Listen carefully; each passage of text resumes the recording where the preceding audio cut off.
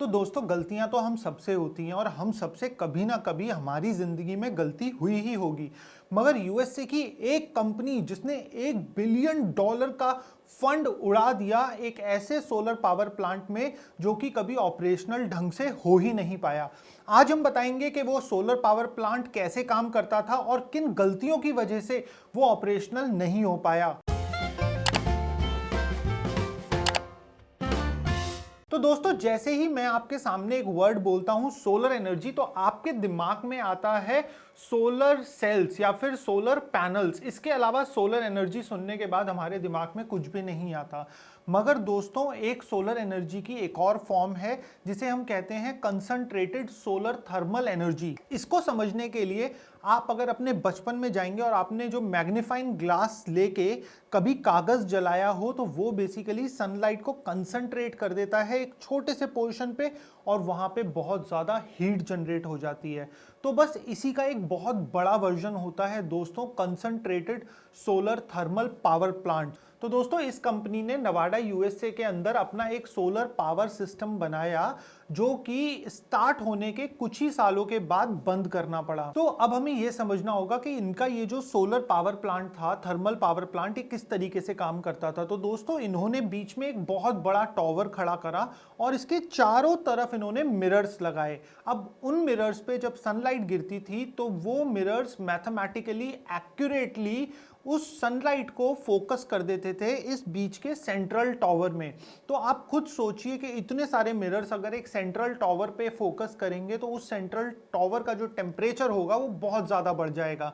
और यहाँ पे जो टेम्परेचर की हम बात कर रहे हैं वो हम बात कर रहे हैं 1000 डिग्री फ़ारेनहाइट या फिर 570 डिग्री सेल्सियस के आसपास की। तो दोस्तों ये जो कोई मिरर की हम बात कर रहे हैं, ऐसे बहुत सारे मिरर्स इन्होंने लगाए और एक सिंगल मिरर का ही साइज बहुत बड़ा था।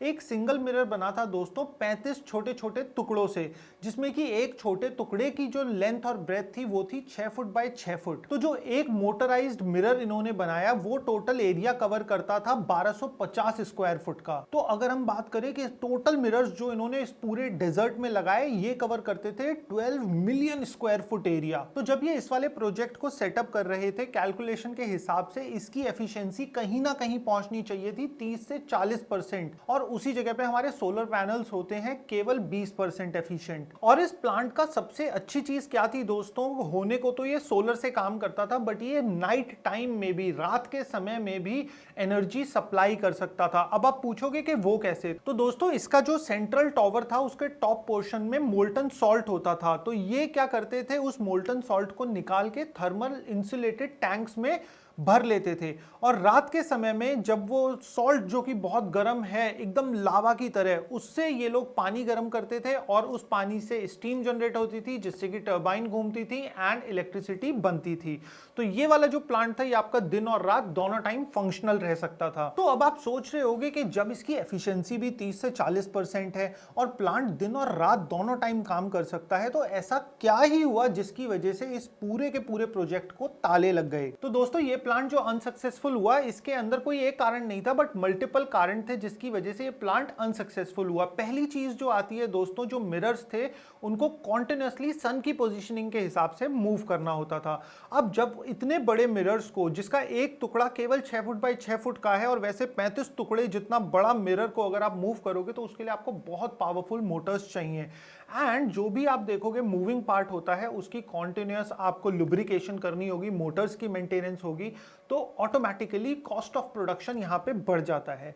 और इसके साथ साथ जो इनके सेंट्रल टॉवर के अंदर मोल्टन सॉल्ट था उसको भी पंप्स के थ्रू थर्मल टैंक्स में भेजा जाता था, फिर स्टीम टरबाइंस के पास तक पानी गर्म करने के लिए भेजा जाता था। तो वो पंप्स का भी एक ऑटोमेटिक मेंटेनेंस इसमें इंक्लूड हो जाता है। एंड जो जहां पे मोल्टन सॉल्ट पाइप्स में से जाता था वहां पे लीकेज चालू हो गई एंड ये मल्टीपल रीजंस थे। बट ये सब जो चैलेंजेस थे ये तो फिर भी ओवरकम करे जा सकते थे। ये वाले प्लांट की जो प्लानिंग थी वो स्टार्ट हो गई थी 2010 में, जब ये कंपनी अपने लिए फंडिंग सोर्स कर रही थी। टेक्निकल ग्लिचेस के साथ साथ दोस्तों दूसरा जो सबसे बड़ा कारण था जिसकी वजह से ये वाला प्लांट, पूरा का पूरा जो सोलर पावर प्लांट था, ये पूरा का पूरा बंद करना पड़ा, वो था इसकी कॉस्टिंग।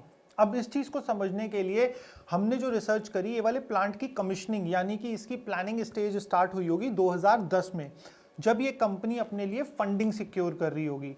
2010 के अंदर जो एक सोलर पैनल आता था उसकी कॉस्टिंग कहीं ना कहीं रहती थी 135 से 150 रुपए पर वॉट के बीच में। और अगर इसी के साथ कोई 40 मेगावाट का प्रोजेक्ट लगाना चाहेगा तो उसको तो आप भूल ही जाइए, उसमें बहुत ज्यादा पैसा लगेगा। तो उस समय के हिसाब से जो ये वाला सोलर पावर प्लांट लगा था 2010 में, जब इसकी प्लानिंग स्टार्ट हुई थी, तो इसकी कॉस्टिंग रही होगी बहुत कम। तो इसी वजह से इसके इंजीनियर्स ने सोचा होगा कि चलो भाई, हम सोलर पैनल वाला सिस्टम नहीं लगाते, पीवी पैनल्स वाला सिस्टम नहीं लगाते, हम इस्तेमाल करते हैं ये मिरर वाला। और मिरर मोटर्स, ये सब चीजें ऐसी हैं जो कि बहुत ही इजीली अवेलेबल भी हैं। मगर उसके बाद में दोस्तों कुछ ऐसा हुआ जो शायद इसके इंजीनियर्स ने भी एक्सपेक्ट नहीं करा होगा। 2018 से 19 में जब इस प्लांट का एक्चुअली प्रोडक्शन स्टार्ट हुआ, जब ये प्लांट एक्चुअली बनकर पूरा तैयार हुआ, तब तक सोलर पैनल्स जो पहले 135 से 150 रुपए पर वॉट में आ रहे थे, उनकी कीमत अब आ चुकी थी 21 से 30 रुपए पर वॉट के बीच में। तो जो इतना ड्रॉप प्राइस हुआ सोलर पैनल्स का, ड्रास्टिकली जो ड्रॉप हुआ, उसकी वजह से इलेक्ट्रिसिटी प्रोडक्शन की जो कॉस्ट थी वो भी बहुत कम हो गई in comparison to this particular solar concentrated thermal power plant. अब आपके दिमाग में एक सवाल आएगा कि अगर वो प्लांट बन ही गया है, चालू ही हो गया है, तो उसको रन क्यों नहीं करते, उससे इलेक्ट्रिसिटी बनाते क्यों नहीं है, उसको यूज करना चाहिए हमें। तो इसके पीछे हमारे को एक चीज समझनी पड़ेगी, जो मैंने पहले भी आपको बताई, कि इसके अंदर जो मिरर्स का एरे है उसके अंदर मोटर्स हैं, पंप्स है, और इसके अंदर इतने सारे मूविंग पार्ट्स हैं। तो अगर मेरे को मोटर्स की ऑयलिंग और रेगुलर ग्रीसिंग करनी है, मुझे उसके लिए भी लोगों को रखना है। मिरर्स गंदे हो गए तो लाइट पहुंचेगी नहीं ढंग से, तो मिरर्स को भी क्लीनिंग करनी है।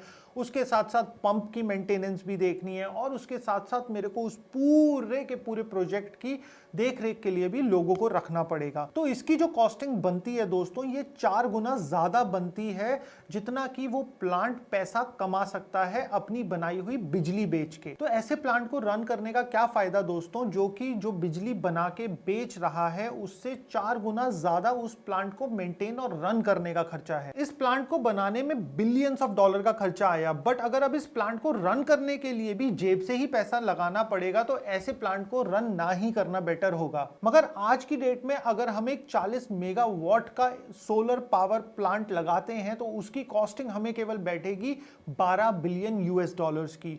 तो आपने देखा कितना बड़ा गैप था 2010 में 80 बिलियन यूएस डॉलर एंड 2023 में अप्रॉक्सीमेटली 12 बिलियन यूएस डॉलर्स का। तो दोस्तों, किसी भी नई टेक्नोलॉजी के एडॉप्शन में ये एक रिस्क तो रहता ही है कि क्या वो टेक्नोलॉजी सक्सेसफुल हो पाएगी या फिर वो अनसक्सेसफुल हो जाएगी। एंड इस केस स्टडी में हमने आपको बताया कि किन फैक्टर्स की वजह से ये वाला पावर प्लांट सक्सेसफुल नहीं हो पाया। तो ऐसी ही इंटरेस्टिंग इंफॉर्मेशन के लिए दोस्तों आप कर सकते हैं हमारे चैनल को subscribe, and till then keep shining, keep smiling, ल्यूमिनसिटी।